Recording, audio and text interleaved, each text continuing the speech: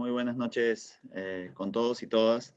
Estimado doctor Víctor Zamora, ministro de Salud, querido Manuel Burga, director del Lugar de la Memoria, la Inclusión, la Tolerancia y la Inclusión Social, eh, estimados rectores, Felipe Portocarrero de la Universidad del Pacífico y Aldo Panfichi, vicerrector de investigación de la Universidad Católica, y Pilar Collantes de Voces Ciudadanas. En primer lugar, yo quisiera empezar con no será un minuto de silencio, porque alguien como Lucho Repetto seguramente no hubiera podido guardar un minuto de silencio. Hoy lamentamos la partida de Lucho, que fue un gran gestor cultural, un hombre sabio en su conocimiento, pero sobre todo en su forma de llevar la vida. Lucho fue un gran amigo y estamos tristes, pero al mismo tiempo lo recordamos con todo el cariño posible y con la memoria de un hombre que hizo no solamente de la cultura una profesión, una vocación, sino sobre todo un modo de vida. Yo me cruzaba con Lucho a veces en el centro cuando trabajaba allí y siempre era un gusto conversar con él porque siempre estaba con la sonrisa y un dato siempre a mano y disfrutando de la vida en la cultura. Y fue un gran difusor y creo que no necesito decir mucho más porque es un hombre que seguramente todos ustedes han conocido de alguna u otra manera. Así que más allá de este recuerdo quería dejar estas palabras porque es una fecha significativa para todos los que estamos en el sector cultura sobre todo. Para mí es un honor poder participar en este evento introductorio de los diálogos por una nueva convivencia, los encuentros basados en el informe elaborado por el Grupo Temático de Ciencias Sociales para el COVID, que creó el Ministerio de Salud en la gestión de Víctor Zamora, con destacados profesionales de las ciencias sociales y humanidades. Ayer justo él me comentaba de la publicación virtual que han hecho de los resultados, que yo hasta hace unas semanas luego de ver la convocatoria que se hizo de mucha gente que han sido profesores, pero gente que admiro por distintas razones y que digamos que desde las ciencias sociales han visto la problemática de nuestro país. Le comentaba que me parecía súper valioso que pudieran hacerse esta publicación y que tenga una mayor difusión. Y creo que esa es la idea que ha tenido con mucho criterio Manuel Burga para hacerlo desde el LUM. Me da mucho gusto además que 4 universidades hayan podido sumarse a la organización de estos diálogos. La Universidad del Pacífico, la Universidad Ruiz de Montoya y mis 2 alma mater, que son la Universidad Católica y la Universidad Mayor de San Marcos. Yo estudié Derecho y Literatura en cada una de las universidades y siempre me llena de orgullo poder decir que estaba ahí entre la Avenida Venezuela y la Avenida Universitaria estudiando siempre. Y por supuesto, muchas gracias al LUM nuevamente y a Manuel por la convocatoria, por esta iniciativa. Los diálogos que se desarrollan en este ciclo, que inician hoy y van hasta el 7 de julio, versan sobre la situación de algunos grupos sociales vulnerables, especialmente vulnerables en este contexto de la emergencia sanitaria, personas adultas mayores, mujeres y género, niñas, niños, adolescentes y jóvenes, pueblos indígenas amazónicos, población penitenciaria, trabajadores informales e inmigrantes venezolanos, grupos en situación de riesgo, como lo son también la población LGTBQ y los ciudadanos peruanos que han retornado a sus regiones, sobre los cuales también se hablará. Estoy especialmente agradecido por la posibilidad de que se hable de un tema que es prioritario para la gestión del Ministerio de Cultura, que es la de los pueblos indígenas amazónicos, que se va a realizar el 23 de junio. Y veo que de verdad la gente que va a participar en estos diálogos es no solo de primer nivel, sino comprometida también con el trabajo desde las ciencias sociales para un mejor país.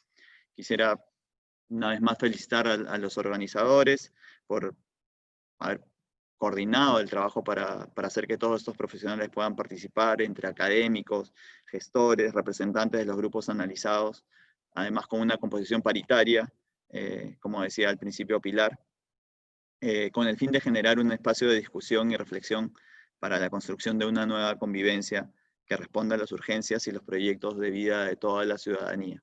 Creo que la pandemia ha traído consigo muchas cosas, pero sobre todo es también un momento de evaluación de lo que hemos avanzado como país y como lo dijimos ayer en Iquitos con el doctor Zamora, es una oportunidad para que muchos sectores, además que han estado relegados por muchos años, sientan no solamente que el Estado está ahí, sino que estamos trabajando para que sus derechos, los derechos de todos los ciudadanos, sean iguales. Así que muchísimas gracias nuevamente por darme esta oportunidad de dar unas pequeñas palabras en la introducción y que sea todo el diálogo de hoy, pero sobre todo el diálogo a través de estas semanas muy, muy exitoso. Muchísimas gracias. Muchísimas gracias, doctor Alejandro Neira. Y ahora, bueno, vamos a escuchar al doctor Víctor Zamora Mesía, ministro de Salud, a quien caracteriza su capacidad de convocatoria y de diálogo desde que asumió su gestión en el Ministerio de Salud. Él es el gestor de este grupo temático. Lo escucho, doctor Zamora.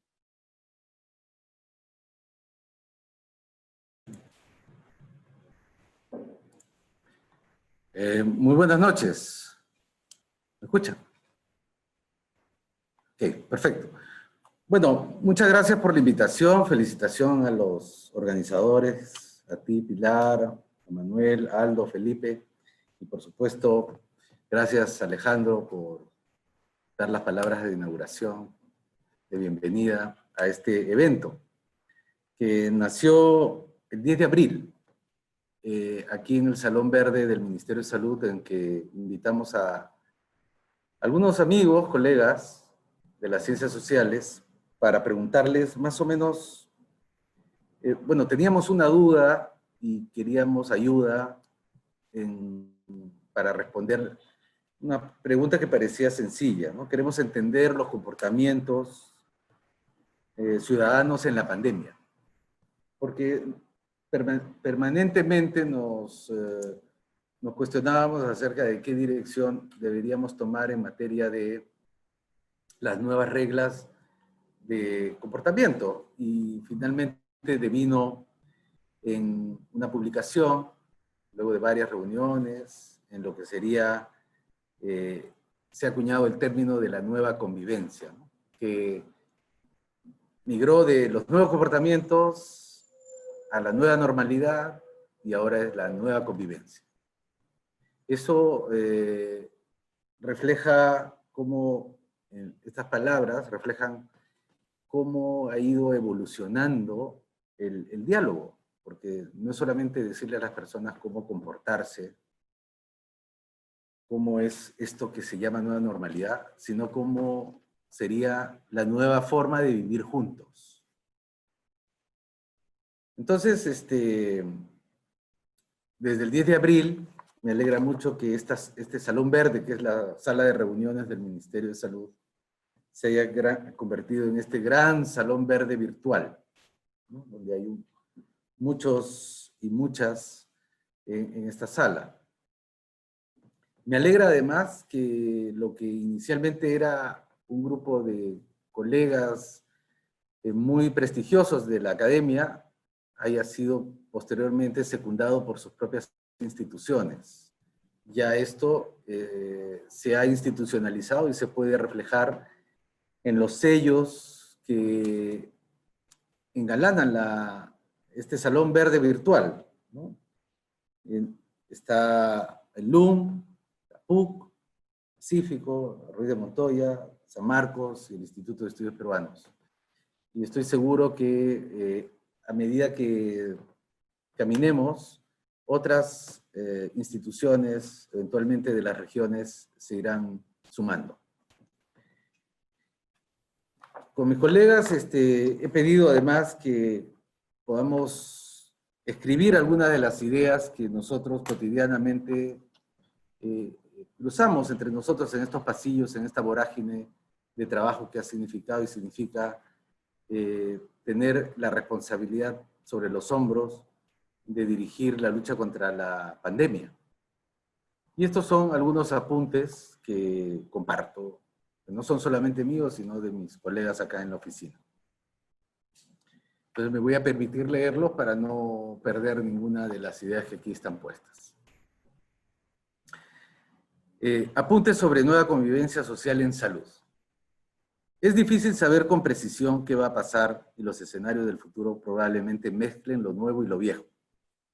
Lo que no está en cuestión es que esta pandemia viene siendo un suceso histórico de las mismas dimensiones del encuentro de dos mundos en el siglo XV. Tampoco en cuestión que prever es actuar. Esto es que el futuro depende de lo que hagamos. Nuestra apuesta moldeará nuestro futuro. Por eso el dilema actual es entre la vieja convivencia y la nueva convivencia social, entre la restauración y la emergencia de lo nuevo. Las sociedades híbridas del futuro tendrán más de lo viejo o de lo nuevo, porque no habrá sociedades puras. Pero aquellas que modifiquen cualitativamente su forma de funcionar serán las que habrán aprendido la lección y las que estarán mejor preparadas para las pandemias del futuro. En realidad, para todas las amenazas globales del futuro. Sería lamentable que en nuestras latitudes sureñas no aprendamos la lección y que volvamos simplemente a lo viejo tras la reapertura de las actividades económicas, que no encontremos las fórmulas concretas, operativas, para inventar la nueva sociabilidad, sobre todo para una nueva sociedad medianamente pobre en recursos, baja institucionalidad y alta informalidad. Estos tres elementos cruzan todo el documento que ha sido presentado hace poco. Nuestra nueva normalidad no debiera ser la vieja normalidad, pero no será copia de la de los países más desarrollados. Para eso, el punto de partida debiera ser el aprendizaje social de que la vieja sociedad era patógena y letal en alto grado, aunque lo fuera de forma invisible. Los salubristas lo sabíamos cuando medíamos lo que denominábamos la carga de enfermedad. Esto es, la suma de todos los años de vida perdidos anualmente por la sociedad. Hoy hablamos de exceso de mortalidad, pero ya nuestra mortalidad previa era excesiva, en razón de la pobreza de nuestras condiciones de vida y la pobreza de nuestro sistema de salud. El último estudio de carga de enfermedad reveló que se perdían 5.300.000 años de vida al año. De vida saludable, por supuesto. Hemos tenido un alto contagio y mortalidad en el COVID-19, porque no teníamos ni tenemos una adecuada habitabilidad, una adecuada sociabilidad y una adecuada salubridad pública. Nuestra salubridad pública es pobre. El doctor Huertas advirtió pocos meses antes de esta pandemia el problema de los baños en los colegios. Por ejemplo, nuestras ciudades admiten la suciedad y la presencia muy desigual de servicios de limpieza pública. Las ciudades han crecido sin planificación alguna y ello implica largos viajes de los domicilios a los trabajos y viceversa. Son además ciudades para carros, no para personas. Nuestro sistema de transporte está basado en la aglomeración caótica de todos los medios, lo que significa un sobredesgaste de la población. Nuestro sistema laboral, en la práctica, no cuenta con un sistema de salud y seguridad del trabajo, porque la salud ocupacional fue desterrada hace 3 décadas. De hecho, no existe salud ocupacional como un programa fuerte del Ministerio de Salud. La tragedia de los 2 muchachos calcinados en un techo de la Avenida Argentina por estar encerrados bajo llave en un contenedor es una prueba de que hay condiciones cuasi esclavistas aún. Los bajos salarios e ingresos han llevado a buena parte de la población económicamente activa a tener múltiples trabajos y estirar sus jornadas. Somos trabajólicos, no tanto por afición, sino por necesidad. Nuestra informalidad nos ha acostumbrado a no respetar las normas y a imponer nuestros intereses sobre la de los demás, lo que en salud es mortal, por las externalidades o contagio de las enfermedades. Nunca nuestro alicaído sistema público de salud pudo reparar el daño originado por esta dinámica. Siempre hubo desembalse entre la demanda de pacientes y la oferta de servicios. Esta brecha en las últimas décadas se hizo cada vez más evidente, aunque lo ocultaban la cantidad inmensa de cementerios clandestinos, el no registro de la mortalidad, la discapacidad evitable recluida en casa y el sistema de cuidados domésticos en salud. El virus nos ha despertado de ese letargo. Pareciera paradójico que en medio de la era de la medicina digitalizada, las defensas últimas de la sociedad ahora se hayan replegado más atrás de la era de las vacunas y los antibióticos, por desconocerse aún este nuevo virus. Se han replegado hacia el higienismo, que recomendaba reglas esenciales para una vida longeva: vivir y comer con prudencia, tener un hábitat ventilado y con luz, guardar la limpieza del cuerpo y de las cosas que nos rodean. Al final, son eso la mascarilla, el lavado de manos y la distancia social. Una nueva convivencia deberá recuperar este higienismo y la salubridad pública en nuevos formatos de habitabilidad. Ciudades sanas son ciudades con parques y jardines, servicio de saneamiento universal, transporte cómodo, edificios seguros, pistas sin baches, con circulación segura para sus habitantes, en convivencia con sus entornos rurales, de la cual se alimentan. Es probable sea imprescindible el retorno del barrio organizado, como la cura de muchos de nuestros males urbanos. El municipio debe promover el barrio, el buen vecindario, pero esto seguramente lo pondrá la gente y toca al Estado, al gobierno local, a los gobiernos regionales y al Ejecutivo, poner la estructura dura de nuestras ciudades, que no la tienen. La pobreza no solo es de ingresos, es de ausencia de hábitats saludables. La crisis del COVID-19 ha puesto en el primer plano la salud y la vida. Y ello es una gran lección para todos nosotros.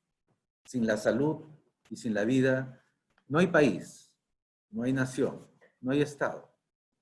Hace unos años, el Movimiento Mundial por la Promoción de la Salud propugnaba el lema "Salud en todas las políticas públicas". Hoy, esto es una obligación, pues tenemos una amenaza vital. Antes se creía que la salud y la vida estaban al servicio de la economía. Hoy es al revés. Si bien esto no significa que subestimar la economía sea el nuevo paradigma, pero al final lo que deseamos es bienestar, calidad de vida, felicidad, armonía con nuestros entornos. Esto quiere decir que la salud es una dimensión abarcadora y por tanto ordenadora de todo lo que hay que hacer desde todos los ministerios y entidades públicas y privadas. Hemos estado al revés en una sociedad utilitaria del cuerpo y de la vida, estresados por cosas imaginarias, viviendo al debe de nuestro futuro, con préstamos que hipotecaban nuestras vidas enteras, con colegios impagables, con familias al paso, con discriminaciones hacia nuestros propios orígenes andinos y amazónicos, sin la sencillez de nuestros padres y abuelos, sin la sabiduría de nuestra tremenda civilización andina. La cuarentena ha sido la etapa familiar más intensa de nuestra vida y si el bono lo hubiese pagado a tiempo y bien, no hubiéramos salido de ella, hasta por propia voluntad, como en algunos países desarrollados que le hicieron 100%. Nuestra pobreza nos ha jugado una mala pasada aquí y encima nuestro burocratismo para su entrega. Hacemos una autocrítica aquí. Pero lo más expresivo de esta sociedad enfermiza y mortal fue que no se dotó de un sistema de salud que compensase los daños que generaba. Dañaba por 100 y curaba por 20. El saldo se iba al ciudadano doméstico, al gasto de bolsillo, a las medicinas caseras, al desgaste resiliente y las recidivas. Por eso la necesidad de un sistema público unificado. Todas las sociedades con ética superior lo comprendieron hace tiempo. Es hora de que el Perú se ponga a ese nivel. Durante estas épocas y bajo nuestra responsabilidad nos ha tomado conducir un sistema precario. Un sistema precario que hemos hecho lo posible y lo imposible por unificar en todas sus partes. Lo que hemos logrado es aún poco comparado con la deuda enorme que tenemos en el sistema de salud. Una de sus soluciones, o parte de sus soluciones, es ponerle más recursos al sistema de salud. Pero también tenemos una deuda. Sacar más salud de esos pocos recursos. Como sociedad nos tenemos una deuda nuestra propia salud. Este conversatorio ayudará a colocar la salud más allá de sus fronteras institucionales, más allá de la cama, más allá del medicamento, más allá de los trabajadores de la salud. Estos seminarios pondrán a la salud y a la ciudadanía en el centro del debate. Nos permitirá probablemente hacernos preguntas o construir preguntas que nos permitan luego explorar algunas respuestas. Yo agradezco a todas y a todos los que estuvieron involucrados en esta primera fase, como lo dije en una última reunión, porque para mí es una primera fase, porque el camino exploratorio de nuevas fronteras se inicia aquí. Agradezco a los organizadores, a los que estuvieron día a día en la elaboración de los documentos. Agradezco que estuvieran con nosotros presentando sus ideas frente al Consejo de Ministros y al Presidente de la República. Agradecemos su generosidad y su solidaridad, que debe ser la marca que guía la nueva convivencia. La salud nos une.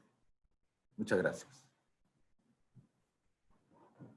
Muchísimas gracias al doctor Víctor Zamora por esas reflexiones, ese análisis y, como señaló, colocar en el centro al ciudadano, a la ciudadana y a la salud en el sentido más amplio del bienestar, del más gozo, de la felicidad a la que todos y todas tenemos derecho. ¿Sí? Entonces, ahora vamos a dar pase a nuestros tres expositores. Estoy muy honrada de estar acompañada por el doctor Manuel Urga, el doctor Aldo Panfich, el doctor Felipe Portocarrero, y la dinámica va a ser que son 10 minutos para cada uno de nuestros expositores en una segunda ronda, vamos a tener 5 minutos para cada uno, y en la tercera ronda, cada uno de ellos va a responder preguntas que nos hicieron llegar previamente quienes se inscribieron, y ellos han elegido estas preguntas, así que van a responder en esta tercera ronda, como les decía, que va a ser de 5 minutos. Y para dar inicio, va a ser el doctor Manuel Urga. Él es bachiller en Historia, en Educación de la Universidad Nacional Mayor de San Marcos, y doctor en Historia de la Universidad de París de la Sorbona. Es rector también de la Universidad Nacional Mayor de San Marcos, y es el actual director del Lugar de la Memoria, Tolerancia y la Inclusión. Adelante, doctor Urga. Muchas gracias.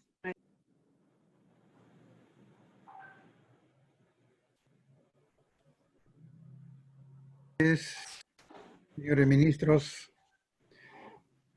Alejandro Neira, ministro de Cultura, Víctor Zamora, ministro de Salud, agradecidos de que estén aquí en esta convocatoria del Lugar de la Memoria, que lo que hace es prolongar, desarrollar y poner frente al público resultados que, como ya se expresaron, fueron presentados al Ministerio de Salud. 8 ensayos que estudiaba 8 grupos vulnerables, con equipos de trabajo, con equipos de redactores, que ahora quisiéramos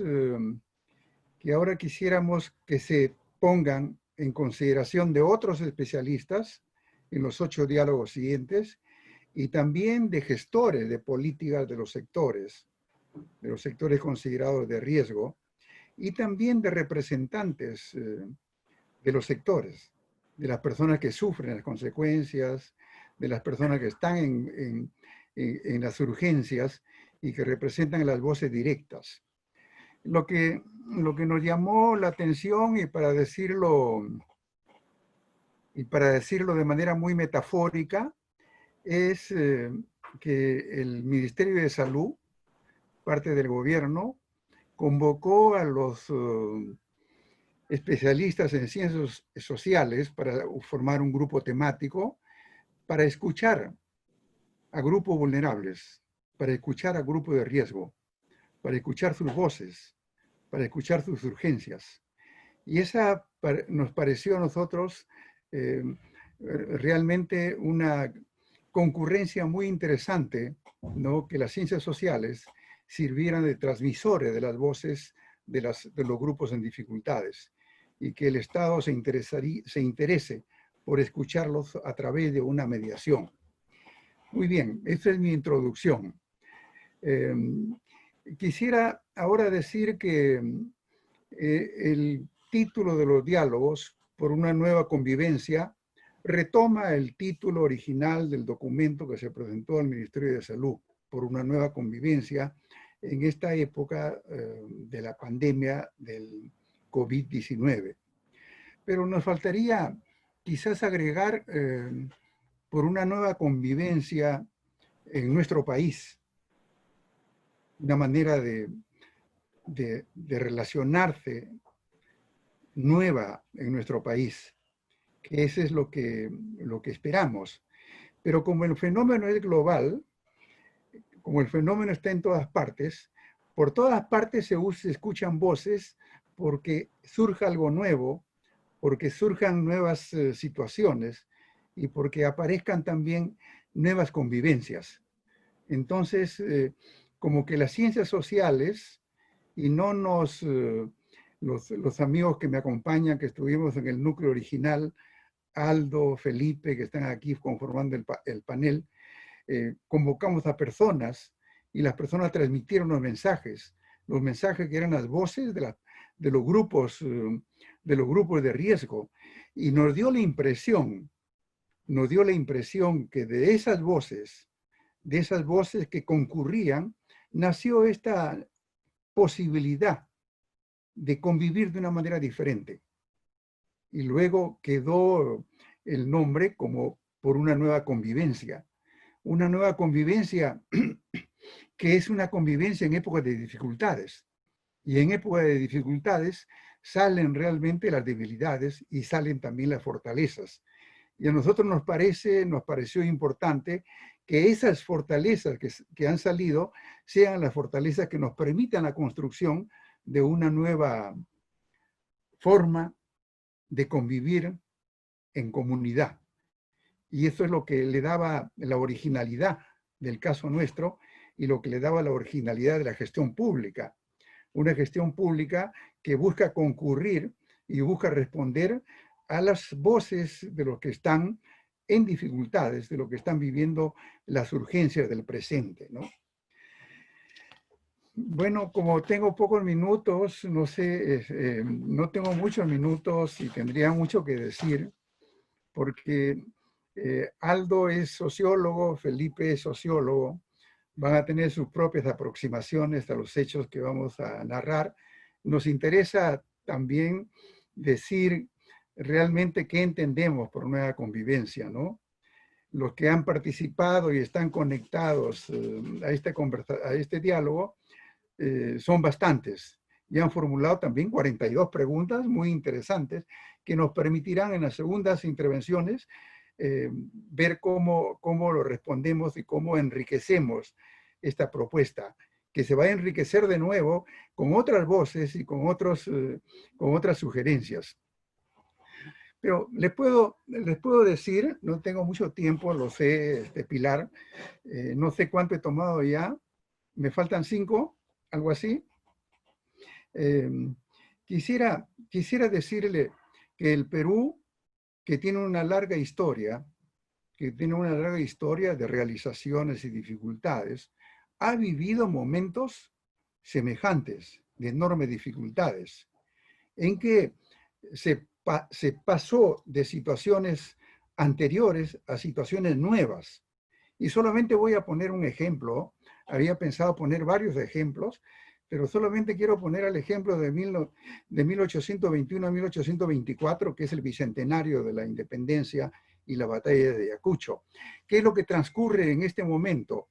Transcurre el cambio de la transición del virreinato a la república, la transición de súbditos a ciudadanos, la transición de personas que dependían de una monarquía externa a personas que constituyen una nueva sociedad. Y lo más notorio, lo más notable, lo más importante que se produce al instalarse la república es que todos los que lo conformaban pasaron a convertirse en ciudadanos, además con el adjetivo de ciudadanos peruanos, además con los otros adjetivos de con similares derechos y con similares obligaciones. Eso creó una necesidad de una convivencia diferente, una convivencia entre iguales, una convivencia no vista antes, ni en Europa en el antiguo régimen, ni en una situación peruana. Y a partir de ese momento de la independencia y de la construcción de la República, en que todos los que la constituyen, los habitantes, se miran a sí mismos como personas iguales, iguales en derechos, iguales en obligaciones, es que nace una convivencia y nace una necesidad de educarse en esa convivencia. Yo diría, dando un salto muy rápido, de que no es igual lo que estamos viviendo en este momento, pero esa es una situación semejante en que cuando las personas ahora se preguntan, ¿no?, si todos tienen los mismos derechos, si todos tienen las mismas obligaciones, las respuestas que nos da desde la Presidencia de la República es que sí, porque somos ciudadanos del Perú. Y creo que ese descubrimiento lo hemos hecho dentro de esta pandemia y dentro de las dificultades. Y creo que la convivencia que se está construyendo en base a principios de solidaridad, de colaboración, de trabajo mancomunado, de respeto a las normas estatales y de consideración con los otros prójimos que están frente a nosotros, esos principios que son básicos de las personas, como que han resucitado, han reaparecido y se han convertido en principios de convivencia social. Pero no solamente eso, instituciones que parecían asediadas y que parecían reducidas, como el Estado, se ha hecho presente. Y se ha hecho presente para cuidar la salud de los ciudadanos. Esta concurrencia de factores que nos ha permitido descubrir debilidades y fortalezas es lo que quisiéramos entender como una nueva convivencia. Una convivencia que nos permite descubrir debilidades como el sistema de salud, debilidades como la educación pública, debilidades como el sistema de seguridad, pero que lo que todos buscamos es una nueva convivencia donde esas debilidades se vuelvan progresivamente en fortalezas. Bueno, siempre va a ser incompleto y por eso es que nos hemos reunido con estos diálogos para definir la nueva convivencia. Pero yo creo que se entiende lo que yo he tratado de explicar, que la nueva convivencia es una aspiración, es una expectativa, es una forma que quisiéramos para vivir mejor los peruanos, para vivir mejor entre los peruanos y de los peruanos con sus autoridades que lo conforman los diversos componentes del Estado. Muchas gracias.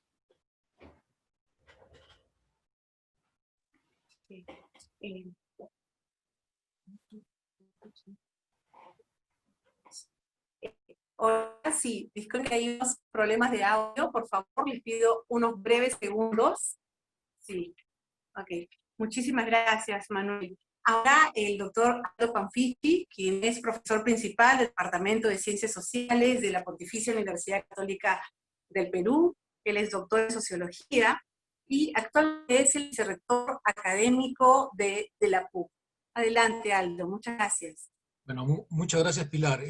Señor ministro Víctor Zamora, señor ministro Alejandro Neira, todos aquellos personas que han tenido que ver con la organización de este evento. También mis saludos al público que ha sido convocado y que está en un número, entiendo, de 244 personas siguiendo esta transmisión de distintas partes del país, lo cual demuestra el interés que tenemos todos nosotros en que nos vaya mejor. Quería empezar señalando una idea que nosotros como grupo, nosotros no solo somos los únicos, sino un grupo mucho más extendido de investigadoras, investigadores, docentes y de distintas instituciones y organizaciones de la sociedad civil, en el informe del grupo temático de ciencias sociales, el cual nosotros denominamos la nueva convivencia. De alguna manera señalamos un diagnóstico y avanzamos ciertas categorías y ciertas características comunes de la situación en la que vivimos y hacia donde al cual nos dirigimos, ¿no? El mundo que conocemos ya no será el mismo. Es una palabra que se escucha en distintos lados del planeta. Se dice que ya no vamos a ser iguales después de la pandemia. Y esto se refiere fundamentalmente a que la manera como está organizando nuestra vida cotidiana se ha modificado. Algunos dicen que incluso ha agotado frente a las nuevas circunstancias o las nuevas situaciones que la pandemia genera y apertura como desafíos a la raza humana. Incluso se habíamos adelantado algunas de estas características, sin embargo yo quiero pararme ahí y retomar algo que el ministro Zamora empezó o que formó parte de su intervención, y que cuando yo lo escuchaba pensaba que, digamos, de alguna manera está adelantando lo que yo quería decir.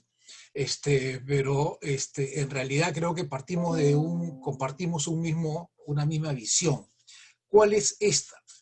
Es que en el día 86 de la pandemia, porque hoy día cumplimos el día 86, así entiendo, nos enfrentamos a una situación distinta de la que era hace 4 semanas o 5 semanas.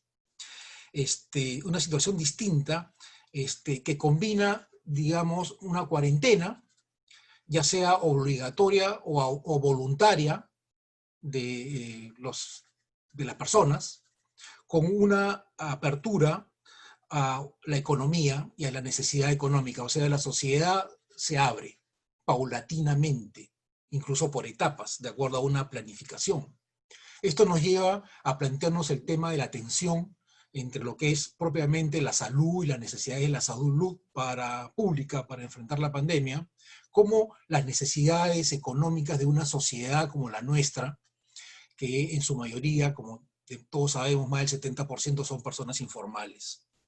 Entonces tenemos lo que yo creo en este momento, en estos días, y se va a acentuar en los siguientes días, una disputa. Me parece que la idea de disputa es algo interesante, porque es una disputa sociocultural de los términos en lo que será la convivencia no sé si post-COVID, porque me parece esto bastante, digamos, no hay un horizonte muy claro, pero sí hay dos tipos o varios tipos de comportamientos sociales que convergen y que disputan la calle, la hegemonía de lo que va a ser la orientación social de los siguientes días, ¿no? Una disputa sociocultural de los términos de la convivencia que el viceministro y su equipo han señalado como el encuentro entre la vieja y la nueva sociedad, ¿no? Y yo creo que estamos en ese momento. Y creo que los términos de lo que va a ser la convivencia futura se está jugando ahora, en esas situaciones, ¿no? Y tenemos dos grupos de actores o dos grandes actores en esto, ¿no? Las encuestas, los medios de opinión pública, por ejemplo, señalan que el comportamiento indisciplinado de las masas populares son las causas, digamos, de que los martillazos y la cuarentena no haya sufrido efecto. Y se señala una serie de ideas o prenociones o prejuicios o, en fin, que nos habla fundamentalmente de la anomia, de la indisciplina genética de los peruanos, etcétera, etcétera. Y por otro lado, también observamos al mismo momento que un sector importante de la población cumple las reglas, ¿no? Cumplen las reglas ya sea de manera, digamos, obligatoria o con un grado enorme de autonomía y de autoconvencimiento. Y esto incluso tiene hasta expresiones geográficas y territoriales, en los cuales, digamos, se encuentran también terrenos en disputa. ¿Cuáles serían estos terrenos en disputa? Los mercados, las avenidas principales, digamos, los lugares de estacionamiento del metro, en fin, lugares. Entonces, lo que yo quiero señalar es que todavía, para hablar de que nos estamos jugando los términos de la nueva convivencia ahora. Y esto es algo que nos involucra a todos. Y muchos de los resultados de la pandemia van a tener que, digamos, ser resueltos en esta tensión difícil, ¿no? Ahora, si bien este elemento, yo creo que debemos profundizar el análisis, ya que somos académicos, de ciencias sociales, tenemos que ir más allá de la descripción de la tensión o de la disputa de estos formas de socialización o vieja y nueva sociedad, y además los imbrincamientos que puede haber entre una y otra, entre patrones distintos, etcétera, etcétera, ¿no? Entonces siento de que nos estamos jugando ese momento y ese es el momento que debemos, digamos, enfatizar. No hemos dado todavía, no hemos pasado al otro estadio y hay algunos elementos que se quisiera recuperar. No sé cuánto tiempo tengo, yo sufro la misma enfermedad de Manuel, es que hablamos mucho, entonces si yo no sé si alguien me... Sí, Aldo, quedan 2 minutos, continúa. Ya, entonces solamente voy a enunciar aquellos elementos que me parecen importantes y que después en los segundos minutos podría distanciar, ¿no? Yo creo que hay el tema de la distancia social o la distancia física, digamos, como entendida esta como sinónimo de respeto y consideración por el otro, es una práctica que se tiene que ganar, me parece que es el mínimo fundamental, porque venimos de la práctica de la, no sé si llamarla la vieja sociedad, pero el otro lado de la sociedad, donde no se respetan las colas, donde atropellar y arrollar a la persona que se interpone con nosotros en una tienda, en una esquina, en un semáforo, en una línea, en una cola del mercado, del aeropuerto, etcétera, etcétera, donde la legitimidad de pasar por encima del otro para obtener lo que uno siente y siente que es su derecho particular es un elemento fundamental. Luego creo que otro elemento que me parece fundamental es la menor tolerancia a la injusticia y la desigualdad. Me parece que ese es un tema que está a flor de piel. Y eso debería ser entre la menor tolerancia y la injusticia y la desigualdad versus el Pepe el Vivo, ¿no? El que trafica con el oxígeno, el que cobra de más, el que busca aprovecharse la oportunidad de los demás, ¿no?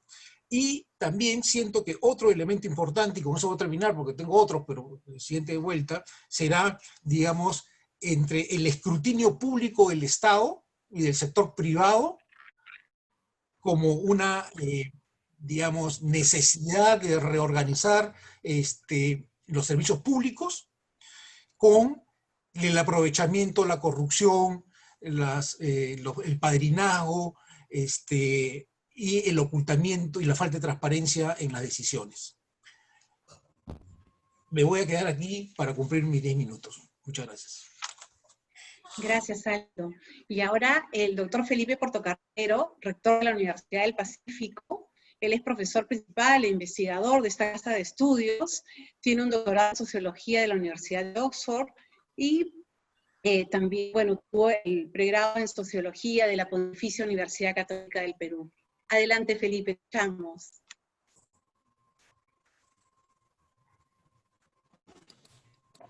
Gracias, Pilar. Ministros, muy buenas noches. Manuel, muy agradecido por la oportunidad.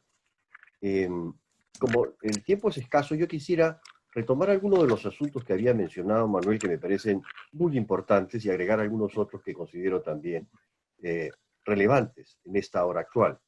Lo primero que quería decir es la idea de las ciencias sociales puestas al servicio de la patria, de la república, ¿no? Del país. Creo que la academia, en general, ha vivido, no diré de espaldas, pero con pocos vasos comunicantes, con pocos puentes construidos entre sus hallazgos, entre sus investigaciones, y la posibilidad de que ese conocimiento pueda aterrizar en políticas de mediano o largo plazo y en acciones puntuales. Porque, al fin y al cabo, las ciencias sociales, ¿no? Tienen como propósito, como objeto de estudio central, el examen cuidadoso, riguroso, analítico del comportamiento de los diversos grupos sociales. Dicho esto, las universidades creo que deben cumplir un rol fundamental en apuntalar las políticas públicas del Estado. No tenemos que convertirnos en los productores de políticas públicas, sino en los constructores de los insumos necesarios para que las políticas públicas ganen en eficacia y en eficiencia. Y en ese sentido creo que esta oportunidad que nos dio el ministro de Salud, Víctor Zamora, nos ha permitido construir el inicio de un puente que, bueno, el tiempo lo dirá, puede mantenerse en el tiempo. Un segundo asunto es esta indagación que ha hecho Manuel sobre, bueno, ¿qué significa esto de nueva convivencia? ¿De qué se trata? ¿De qué estamos hablando? Y yo, que soy sociólogo, sin embargo, tengo un enorme interés y pasión por la historia, como bien sabe Manuel. Y no puedo dejar de pensar, cuando escucho su recapitulación, el famoso libro, ¿recuerdan ustedes la idea de Alberto Flores Galindo acerca de que el siglo XIX en realidad fue una república sin ciudadanos? Todo el siglo XIX, muy avanzado el XX. Pero un colega nuestro, Alberto Vergara, ha escrito un libro en donde dice que en el siglo XX y el XXI lo que tenemos son ciudadanos en república. Y al decir esto, lo que está diciendo es que la construcción de los ideales republicanos se han mantenido como aspiración, pero no como realidad. Basadre repetía una y otra vez la idea de la promesa de la vida peruana. Esa idea de poder hablar y referirnos al Perú como un país mestizo, pero no separado de los criollos, del mundo indígena, como predominó durante todo el siglo XIX, muy avanzado el XX, y que la presencia del racismo en nuestros días muestra esa sombra vieja, histórica, colonial, que se mantiene en el Perú. Es cómo construimos un ideal, ¿no?, que a la vez que recoja la superación individual, también logre la colectiva. Esa dinámica, esa dialéctica entre lo individual y lo colectivo, debería integrarnos y hacernos sentir que mi destino personal, individual, se juegue en el colectivo. Y si logramos entender eso, podremos entender de que hay un nosotros y que hay un país, una nación detrás de la idea. Porque si esa integración da frutos, uno de ellos debería ser el bienestar material para todos sus ciudadanos. Cada uno de los ciudadanos entonces encontraría en la realización colectiva su propio destino y sentido. Y por supuesto que el Perú arrastra muchísimas herencias históricas que tienen su más remoto pasado en la colonia, en el encuentro de una civilización como la andina con el mundo occidental y español. Y ahí nos vienen miles de problemas sociales, de comportamiento social muy serio, ¿no? Y hacen que nuestra cultura también sea una cultura compleja, difícil, trunca y con poco diálogo. Dicho sea de paso, este tipo de conversaciones son las que necesita el país multiplicadas por 1000 en todo el país. Más conversación, más escucha recíproca entre unos y otros, ¿no?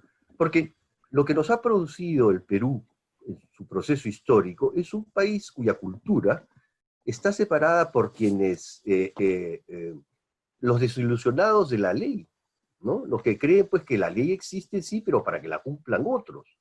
Y que cuando ven a las autoridades políticas embarcadas en lo que se supone un servicio público y aprovechan para servirse del puesto público para acrecentar sus pequeñas fortunas, o sus anhelos de grandeza, o sus delirios de vanidad personal, cuando encontramos del otro lado, ¿no es cierto?, la arrogancia de quienes creen que pueden estar por encima de otros, en razón de su piel, de su orientación sexual, de su nivel socioeconómico, de la cultura que tienen, entonces ahí tenemos un desencuentro profundo, ¿no? Una nueva convivencia, entonces, y ese es mi punto, y quisiera acentuar por allí esta primera contribución, supone, entre otras cosas, una integración que construye una cultura nueva, ¿no?, de aceptación, ¿no?, de superación, de integración. Y yo no encuentro, si uno pudiera decir cuál es la sustancia de lo que colegas llaman pues valores republicanos, qué es lo que nos pega como país, yo diría, o casi si me pongo en una vena normativa, debería ser la solidaridad, ¿no?, de unos con otros, y la compasión, en su sentido etimológico más original, que es sentir con el otro, ¿m? Y hacer que ese esquema simplificador, en donde culpabilizamos al gobierno o culpabilizamos a los que transgreden las normas, y del otro lado, la actitud de victimizarse, del que carece de todo, que es imposible de conseguir nada, debería dar lugar a una nueva forma de comprender el país y las posibilidades que tenemos para desarrollarnos. Y terminaré con una observación que puede sonar quizá romántica, pero que en esta época, como estamos frente a un experimento social a escala planetaria, ¿no es cierto?, que ha nacido desde dentro, y no por un terremoto, un cataclismo, sino por una cosa que nace en el seno de la convivencia humana misma, yo diría que debemos empeñarnos, afanarnos, sobre todo las universidades, desde luego los colegios, en una educación moral y sentimental de la juventud. De manera que esta juventud tenga la sensibilidad para comprender que el éxito es importante, que los logros materiales son necesarios, pero que no resuelven los problemas de un país. Si este éxito personal no está acompañado de la solidaridad frente al otro, simplemente no estamos comprendiendo que nuestra propia viabilidad patrimonial incluida se pone en juego al no asumir que somos un país urgido de llamarnos nosotros. Gracias. Muchísimas gracias, Felipe. Entonces ahora vamos a dar inicio a la segunda ronda y comenzamos con Aldo. Aldo, por favor, te escuchamos.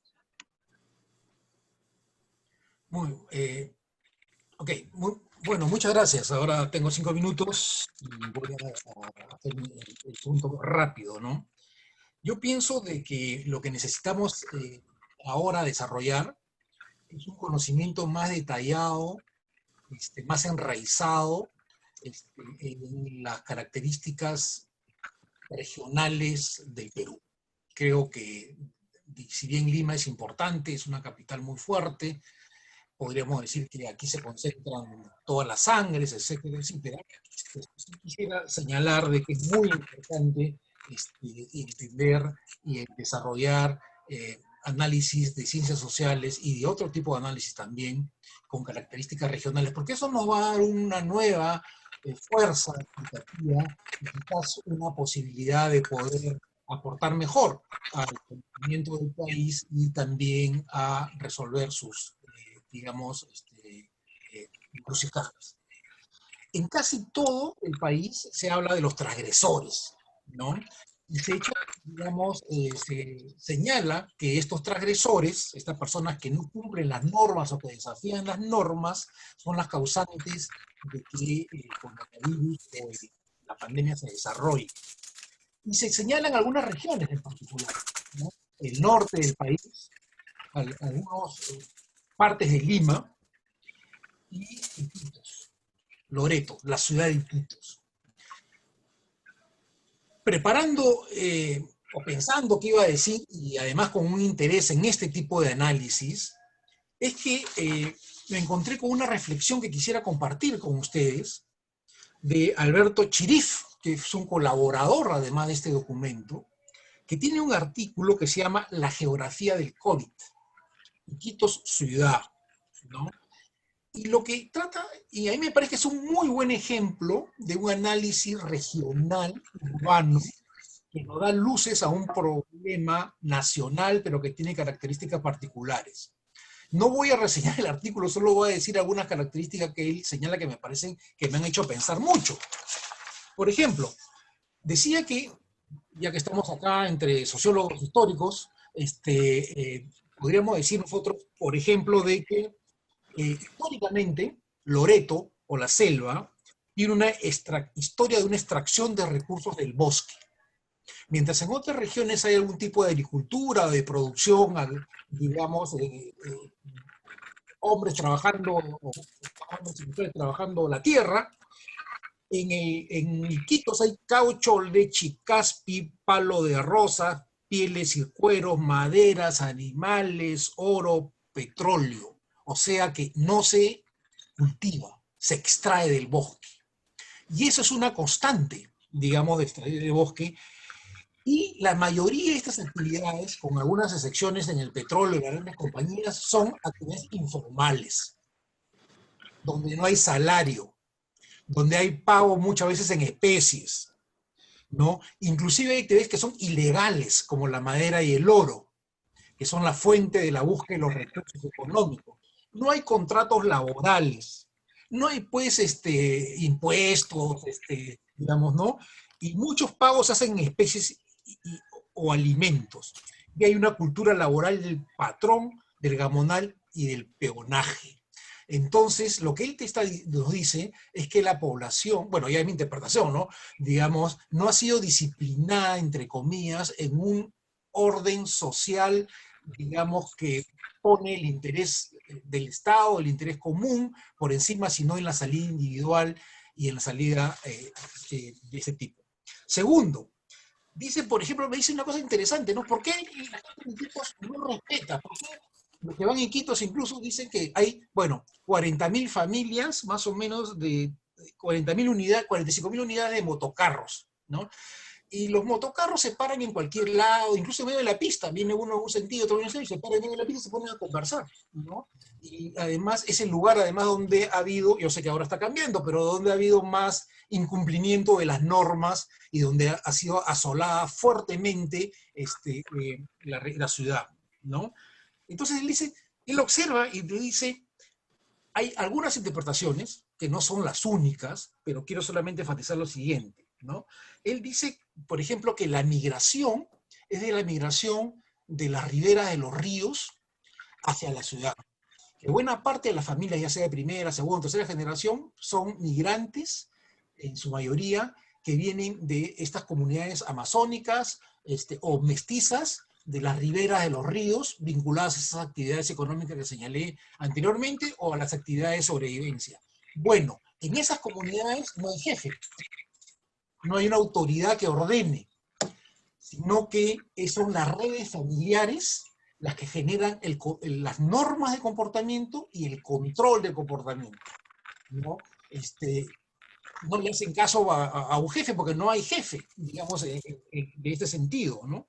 Entonces, lo que él señala que son la regulación de la vida colectiva, las normas, las responsabilidades vienen a través de reciprocidad. Un minuto, ¿ya? A través de redes familiares y código de reciprocidad. No hay policías, no hay jueces, no hay doctores, no hay Estado, ¿no? Y entonces estas personas que van a la ciudad rompen sus redes, ya no tienen esos soportes, digamos, que lo canalicen su socialidad y entonces están en la búsqueda de una sobrevivencia personal y familiar donde desde nuestro punto de vista, la indisciplina social y el incumplimiento de las reglas es la norma. Y por eso Iquitos, según este autor, es la ciudad más caótica del Perú. Ahí me quedo. Disculpe si me pasé un par de minutos. Muchas gracias, Aldo. Ahora, por favor, Manuel, vamos, tienes 5 minutos.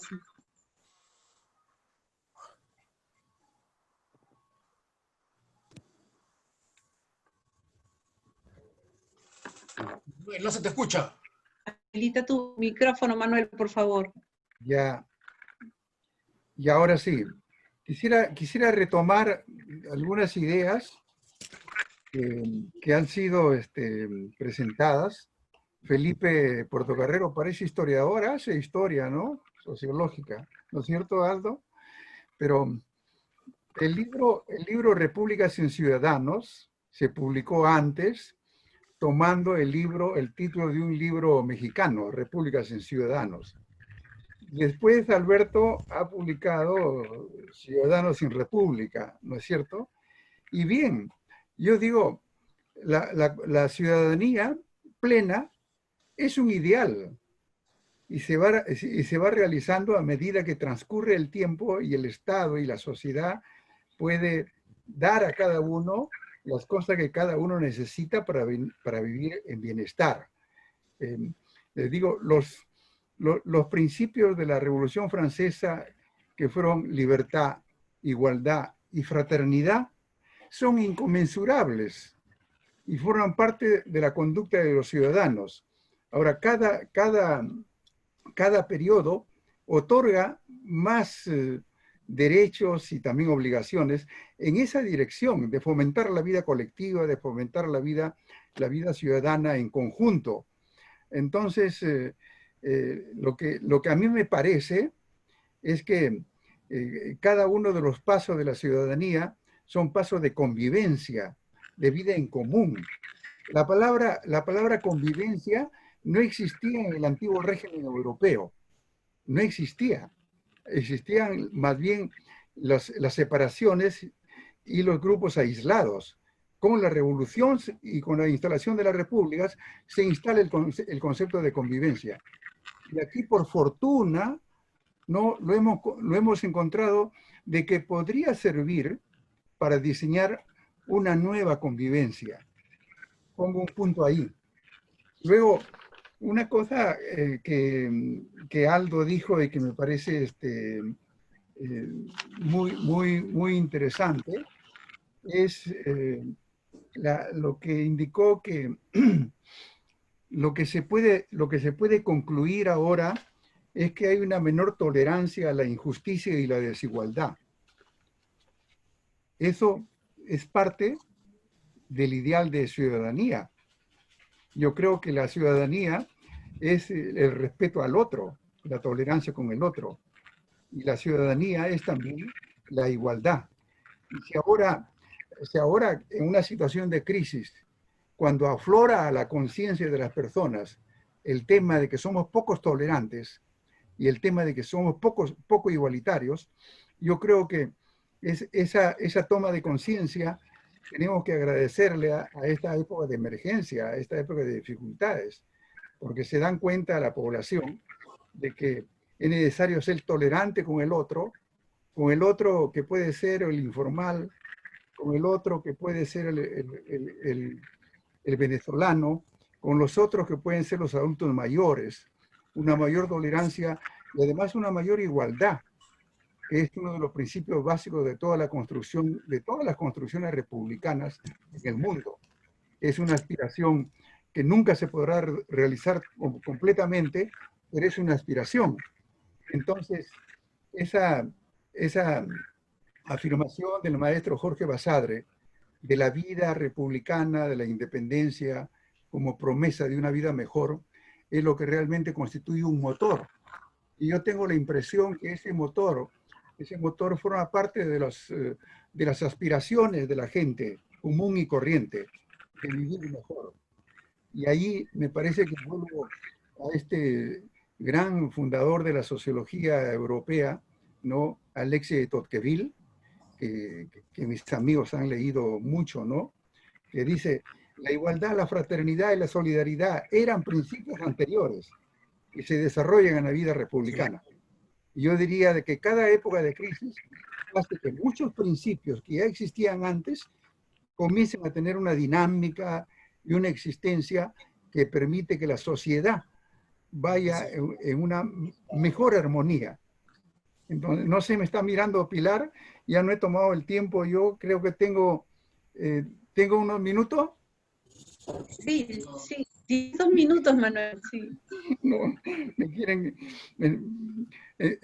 bueno, lo cierto es que si bien la ciudadanía en el Perú no es plena, y la República ahora podemos pedirle cuentas a la República, un mejor sistema de salud, un mejor sistema previsional, mejores pensiones para los jubilados, y ahí me coloco en la primera fila de los que solicitan.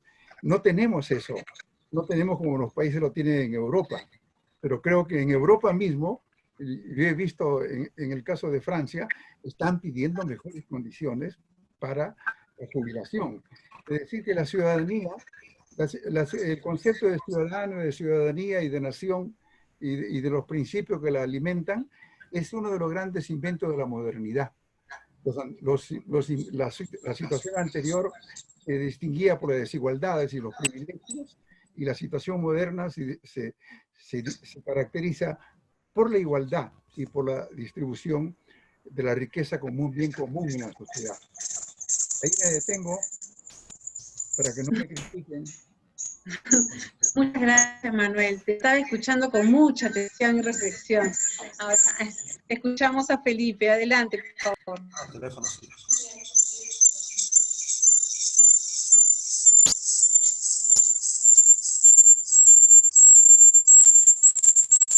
Ya, voy a comenzar a responder las preguntas que nos habían enviado, Pilar, ¿no? Y tratando de ir entretejiendo con las intervenciones de mis colegas.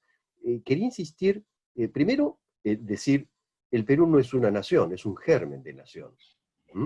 No ha logrado constituirse como tal, porque todavía hay demasiadas precariedades institucionales y hay excesivas exclusiones de grupos sociales acerca de la promesa de la vida peruana, es decir, que alcance el bienestar para todos y todas sus ciudadanos. Agregaría además que el Perú es un país en donde la justicia es muy cuestionable, llega tarde y mal, que la gente tiene limitada confianza entre ellos y los otros, ellas y los otros, y no estoy seguro, porque no hay mucha evidencia sobre esto, pero el estereotipo que se tiene es que el Perú como país, es un país triste y melancólico. Casi como que esa sombra colonial antigua, ¿no? De una civilización que fue devastada demográficamente por los españoles, quedó con una herida que nunca terminó de curarse, y que los proyectos criollos, políticos, ¿no es cierto?, nacionalistas, etcétera, no lograron integrar al país, y por lo tanto, ni la justicia, ni la felicidad, ni la confianza han podido florecer en lo que sería una nación moderna. Insisto en Basadre, porque Basadre tenía una lucidez producto de ese amor entrañable al Perú y el conocimiento de su historia. Él decía que se necesita un querer existencial nacional. Querer existencial nacional. Es decir, por supuesto que las dimensiones económicas son importantes y son las plataformas sobre las cuales las sociedades organizan sus vidas, pero necesitamos de algo más, de mucho más. Necesitamos de estas redes de afecto en donde esta idea respecto de que las leyes se acatan, pero no se cumplen. Es una vieja tensión entre las leyes que dicta un Estado y las costumbres que practican las sociedades.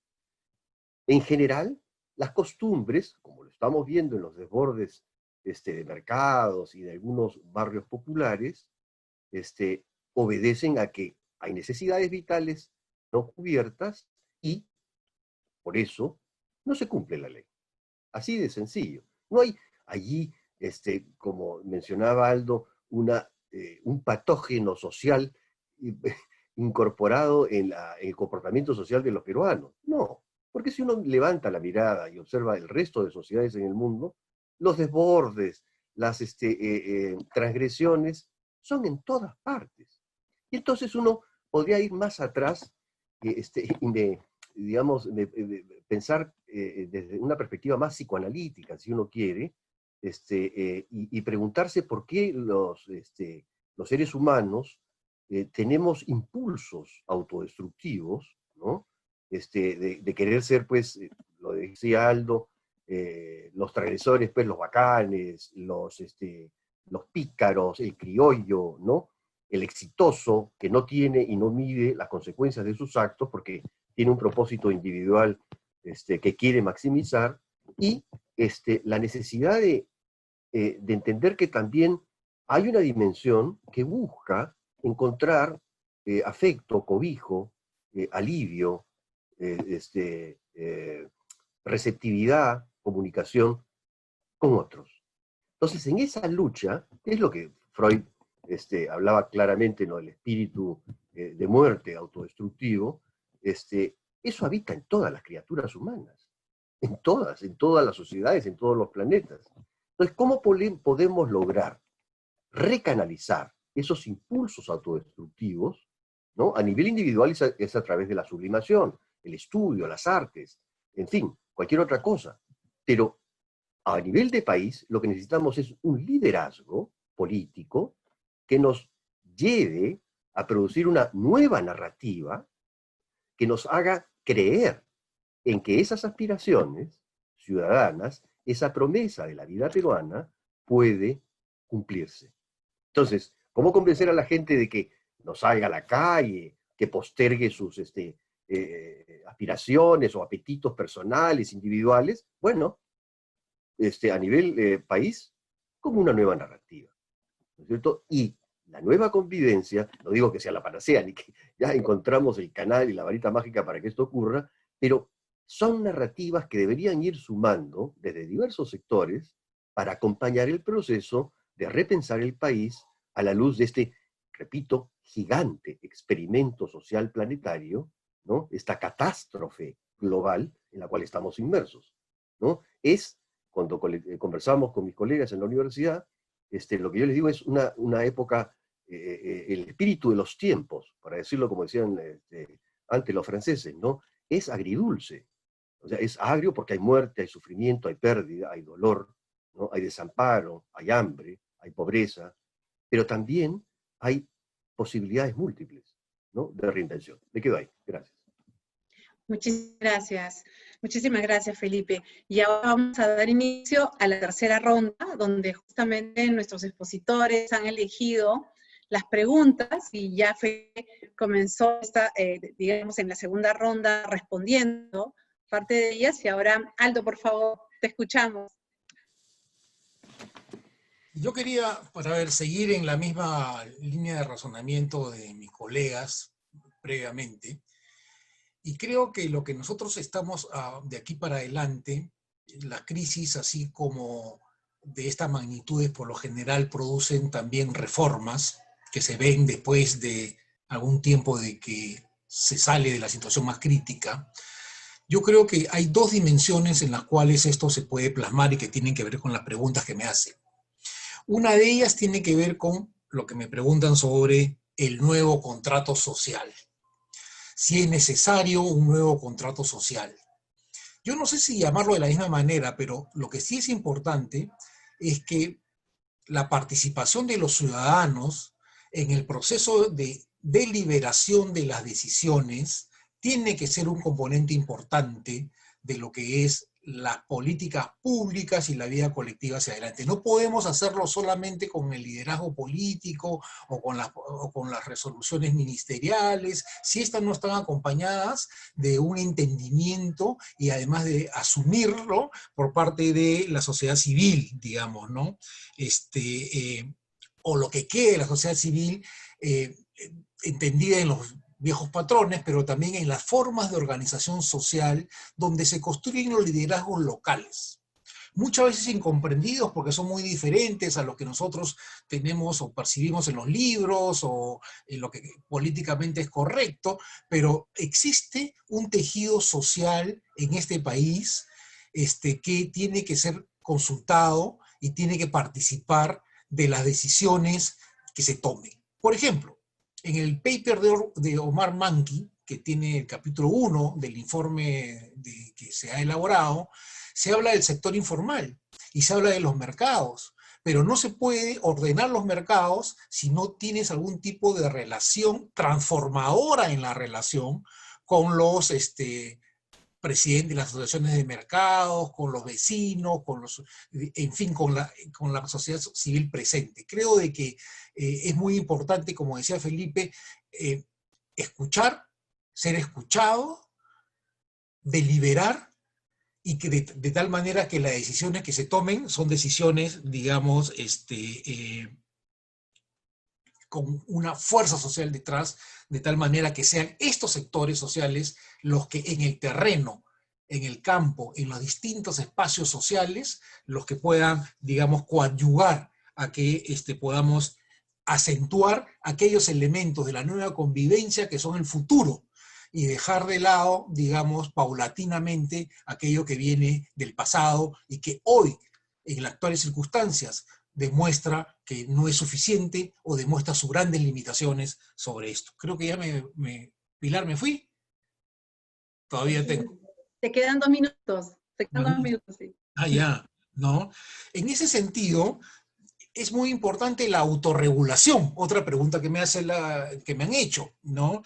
Me preguntan, ¿cuál es la importancia de la autorregulación para motivarnos, cambiar o transformarnos? A mí me parece que en esta misma línea de la que estaba argumentando, digamos, la autorreflexión, la reflectividad, digamos, que hace que ciertas certezas nos orienten en las acciones, es un elemento fundamental.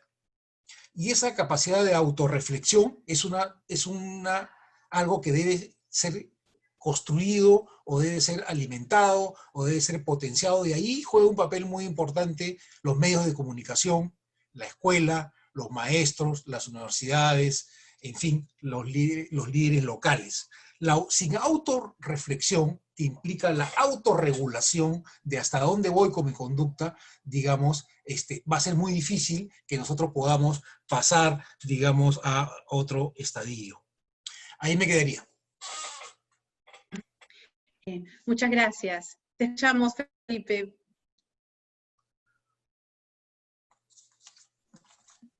Tienes 5 minutos. Ok, gracias. Bueno, las preguntas que me han hecho son impresionantes, ¿no? Interesantísimas. Hay una que me dice, ¿cómo lograr que los jóvenes mantengan la distancia social? ¿No? Entonces, claro, digamos, en las universidades es imposible, ¿no es cierto? Si volvemos a la antigua normalidad, en los salones, en las interacciones en los pasillos, en los ambientes compartidos, eso es imposible, ¿no? A tal punto que en los colegios y las universidades, en el plan de PRODUCE, del Ministerio, en las 4 fases, no existimos. No estamos las universidades en ninguna de las 4 fases. Entonces yo diría que solamente queda otra vez, autorregulación, ¿no? Que, digamos, esto de distancia social es un concepto un poco equívoco. Lo que hay que mantener es distancia física, que puede tener consecuencias sociales, pero en sí misma, la separación, etcétera, no es una distancia social, no es una ruptura del vínculo, aun cuando ¿cómo llamarla? La textura de la vida cotidiana ha cambiado, ¿no? Uno, por ejemplo, ahora he estado yendo a comprarme un café en Starbucks, ¿no? Entonces, uno hace la cola, conserva la distancia física, y la persona que estaba retrocediendo hacia mí, cuando se da cuenta que estaba retrocediendo, dio un brinco como si estuviera tocando a un contaminado, ¿no? Entonces me resultó gracioso porque las formas como se están transformando estos comportamientos cotidianos son muy interesantes, ¿no? Yo diría, para retomar también algunas preguntas y decirlas más, responderlas más transversalmente. Pocas veces, creo, ha existido una coyuntura en donde lo necesario, en términos de transformaciones y cambios sociales, se convierte en posible. Porque muchas veces las necesidades han estado allí. O sea, lo que hemos visto en esta pandemia es que la punta del iceberg que advertíamos en los días previos, en los años anteriores, de insuficiencia en la atención en servicios básicos de protección social, de repente vimos que era un iceberg de unas magnitudes inverosímiles, enormes, desmesuradas. Y entonces, frente a eso, yo creo que los gobiernos del mundo, no estoy hablando solamente del Perú, no van a tener muchas opciones en el sentido de priorizar la atención de la vivienda, de la salud, de la alimentación, de la educación.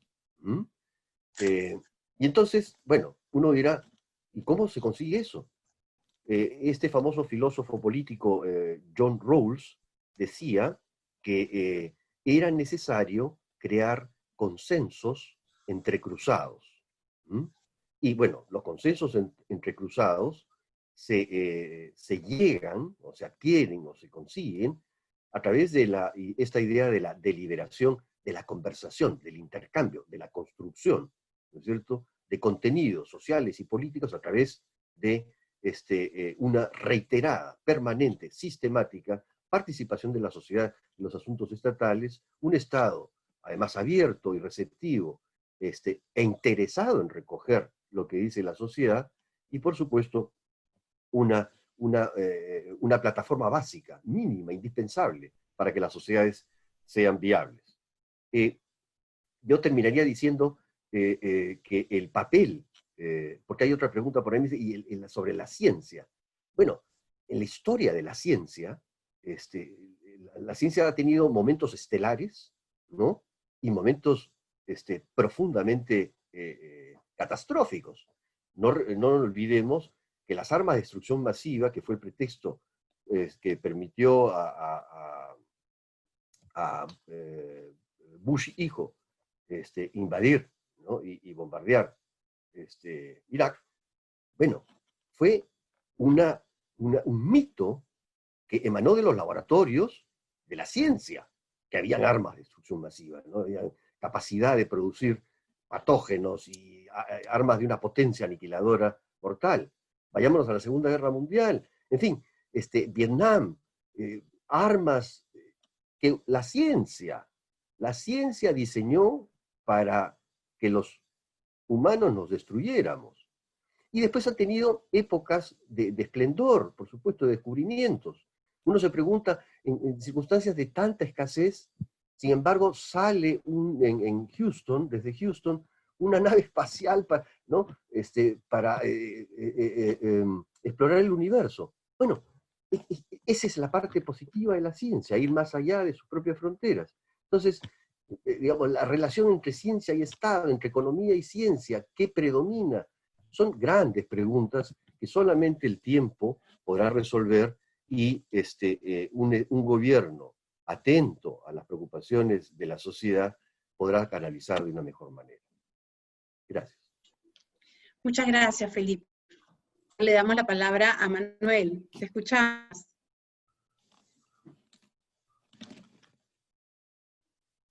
Prende tu micrófono, Manuel, por favor. Sí, ya está prendido. Se me escucha, ¿no? Sí, te escucha perfecto. Ya, muy bien. Hay 42 preguntas, me ha sido difícil elegir una pregunta en particular, ¿no?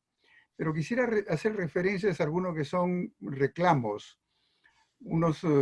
Hay una pregunta que coincide con una llamada de teléfono de Liliana Peña Herrera, que fue la presidenta de la Asociación de Defensa de los Niños con Síndrome de Down, y que me dijo ella, y la pregunta lo dice, que los grupos de personas discapacitadas han estado fuera de los grupos de riesgo, y que constituyen un grupo numeroso y un grupo que debería ser atendido por las políticas públicas. Eso hay en algunas preguntas, de las 42 preguntas. Hay muchas otras que son verdaderamente interesantes y que van a ser recogidas, espero yo, en el documento final. Pero hay otra que habla del nuevo contrato social, que es la pregunta que Aldo respondió, la número 20, y que se repite de nuevo en la pregunta 29, y que hablan de nuevo de un acuerdo nacional que conduzca a una nueva constitución. ¿Cómo es que se aprueban las constituciones? En el Perú, en la historia republicana, ha habido 12 constituciones y 9 han sido elaboradas después de gobiernos militares o dentro de gobiernos militares. Es decir, que solamente 3 han sido constituciones aprobadas en órganos democráticamente constituidos. Pero yo quiero citar 4 constituciones. De 1823, la primera. De 1860, la primera constitución plenamente liberal, ¿no? que fomentaba la propiedad privada, que desapareció la propiedad colectiva de las comunidades campesinas, que desaparecieron los trabajos de los campesinos gregarios a la manera andina. Entre el 23 y el 60 no había cultura andina en el Perú y fue barrida prácticamente. Pero llegó la Constitución de 1920, que es la Constitución de Leguía, que inaugura la patria nueva. Y miren, el presidente Augusto B. Leguía da el grito de inicio de un periodo nuevo y a su gobierno le llama la patria nueva por oposición a la patria vieja. Entonces hay una nueva carta magna que incorpora las comunidades campesinas, las propiedades colectivas, incorpora muchos elementos que no estaban en las anteriores. Es decir, la de 1920 recoge las expectativas populares. Es un contrato social donde se incorporan los que antes estaban marginados. Pero viene la de 1979, y seguramente recordarán la Constitución del 79 y la Constituyente del 79 y del 80, y en esa Constitución se discutió el voto de los analfabetos, y se dio por primera vez el voto de los analfabetos, y se incorporan los analfabetos al derecho democrático de elegir autoridades. ¿Qué es lo que yo quiero decir? Simplemente quiero decir que las constituciones son la parte jurídica de las nuevas convivencias, y que las nuevas convivencias no son el regalo de los de arriba, de los gestores de políticas públicas, ni de las autoridades, sino que las nuevas convivencias vienen desde abajo en sus demandas. En el año 1920 se dio la nueva constitución y se incorporó a la comunidad de indígenas porque hubieron 10 años de revueltas campesinas y de reclamos contra las haciendas, las grandes haciendas y la expansión de las haciendas.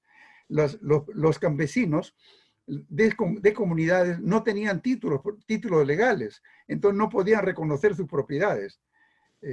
Bueno, lo que quiero decir es de manera muy sencilla, ¿no? Aunque ya tomé más minutos, creo, es que las nuevas constituciones, los nuevos pactos o contratos sociales son producto de la dinámica social que se vuelve en exigencia a las autoridades elegidas en el Congreso o a las autoridades elegidas en el Ejecutivo. Y yo creo que ahora, en esta situación donde hay una crítica al sistema de salud pública, donde hay una crítica al sistema previsional, donde hay una crítica a la seguridad en general en el país, los ciudadanos reclaman mayor ciudadanía. Y eso me parece que es parte de lo que podríamos llamar una nueva convivencia en el Perú. Muchísimas gracias, Manuel. Muchísimas gracias a cada uno de nuestros expositores, al doctor Manuel Burga, al doctor Felipe Portocarrero, al doctor Aldo Banfichi, así como a los 2 ministros que nos han acompañado esta noche, al doctor al ministro de Cultura, así al doctor Alejandro Neira, así como al doctor Víctor Zamora.